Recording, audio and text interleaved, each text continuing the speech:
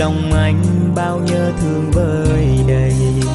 Màn đêm như khuất lấp giữa bóng tối, bay quanh riêng mình anh tiếc thương một người. Từng tháng năm mình có nhau tình thiết tha, tình ấm nồng. Ngày đi em chia tay để lại anh bao niềm đau sao đắng cay vô vàng. Ngày xưa em khẽ nói sẽ mãi mãi yêu anh, để giờ đây bước đi hững hờ. Giờ mới hay mình mất nhau mình mãi xa, nghe sao lòng xót xa.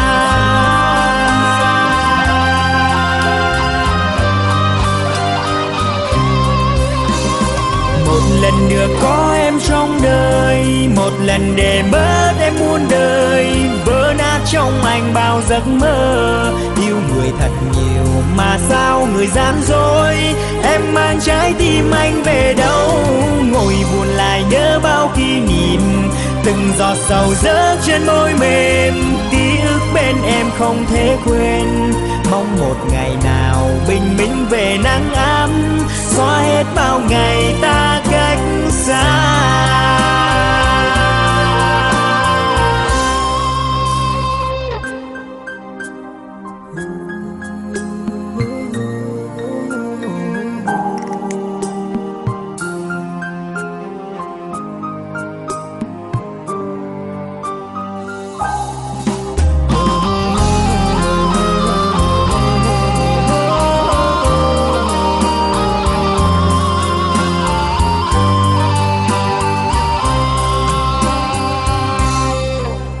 Ngoài kia sương đang rơi nghe lạnh giá, trong lòng anh bao nhớ thương vơi đầy.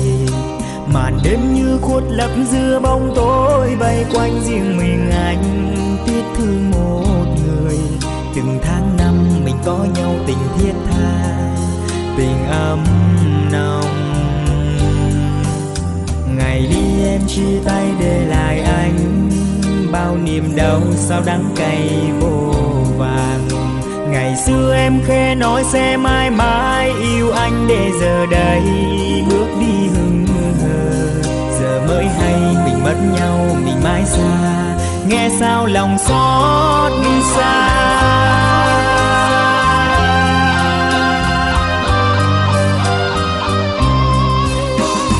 Một lần được có em trong đời, một lần để mất em muôn đời. Vỡ nát trong anh bao giấc mơ, yêu người thật nhiều mà sao người gian dối. Em mang trái tim anh về đâu, ngồi buồn lại nhớ bao kỷ niệm.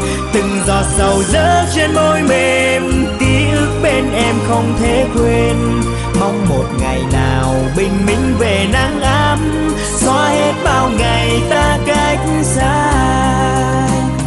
Một lần được có em trong đời, một lần để mất em muôn đời. Vỡ nát trong anh bao giấc mơ, yêu người thật nhiều mà sao người gian dối. Em mang trái tim anh về đâu, ngồi buồn lại nhớ bao kỷ niệm.